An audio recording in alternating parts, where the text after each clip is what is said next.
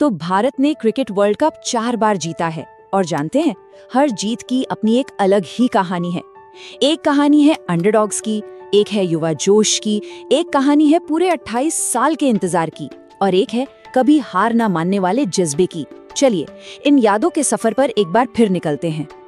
कहते हैं और सच ही कहते हैं कि भारत में क्रिकेट सिर्फ एक खेल नहीं है, ये एक इमोशन है, एक ऐसा सपना जिसे करोड़ों लोग एक साथ देखते हैं। ये वो धड़कन है जो पूरे देश को एक साथ जोड़े रखती है। और जब बात वर्ल्ड कप की हो तो ये जज्बात, ये धड़कन बस 7वें आसमान पर होती है।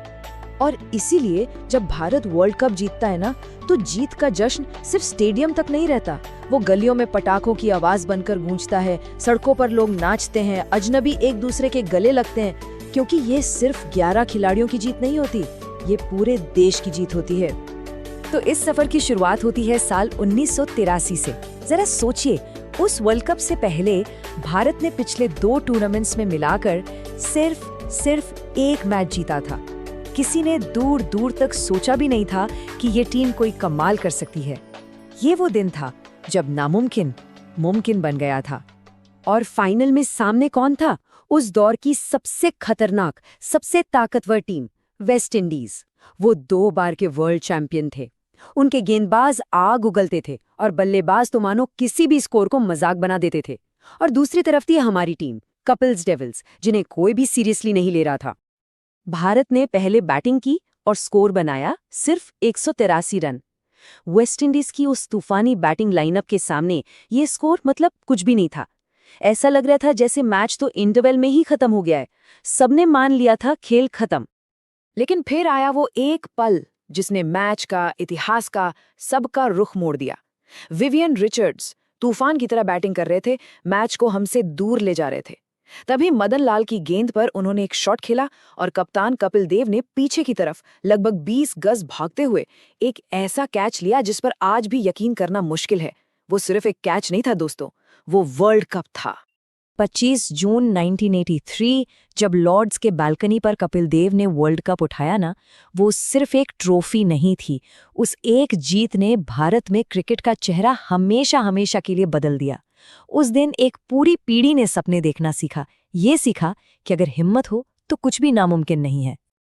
चलिए आप थोड़ा फास्ट फॉरवर्ड करते हैं 24 साल आगे, साल 2007।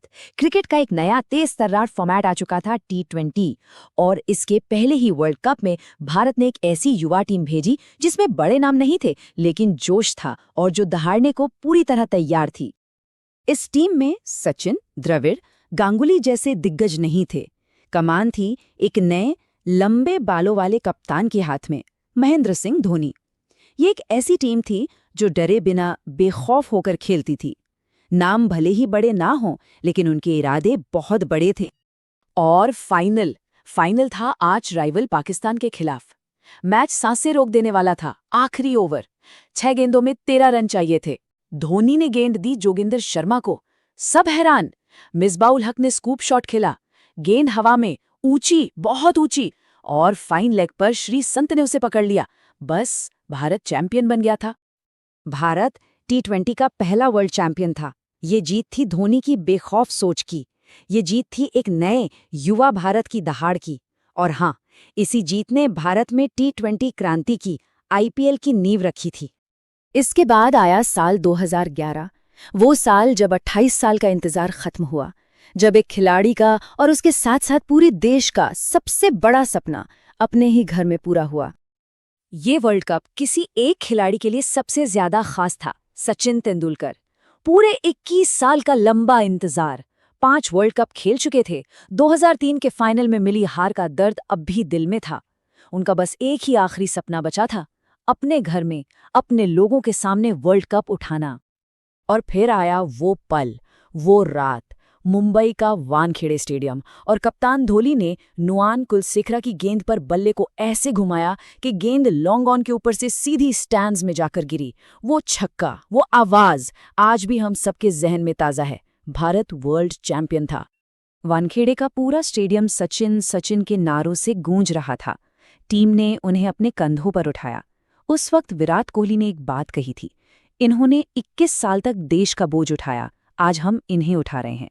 वो जीत सिर्फ क्रिकेट की नहीं थी, वो करोड़ों सपनों की जीत थी। और अब आते हैं सबसे ताज़ा जीत पर, 2024। वो पल जब एक और लंबा इंतजार आखिरकार खत्म हुआ।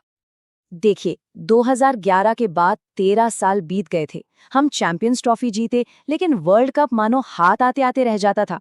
2014 का टी20 फाइनल, 2015 और 2019 के सेमीफाइनल और 2023 का फाइनल। हर बार दिल टूटा, हर बार कहानी अधूरी रह गई। 2024 उस अधूरी कहानी को पूरा करने का एक मौका था। और इस टीम ने दिखाया कि हार के जबड़े से जीत कैसे छीनी जाती है। फाइनल में एक वक्त साउथ अफ्रीका को 30 गेंदों में सिर्फ 30 रन चाहिए थे। मैच हाथ से निकल चुका था, लेकिन वहां से जो वापसी हुई ना, ये जीत धैर्य, मेहनत और कभी हार ना मानने वाले जज्बे की सबसे बड़ी मिसाल है। 1983, 2007, 2011 और 2024 ये सिर्फ साल नहीं है, ये वो पल हैं जिन्होंने अलग अलग पीढ़ियों को जश्न मनाने का, गर्व करने का मौका दिया है।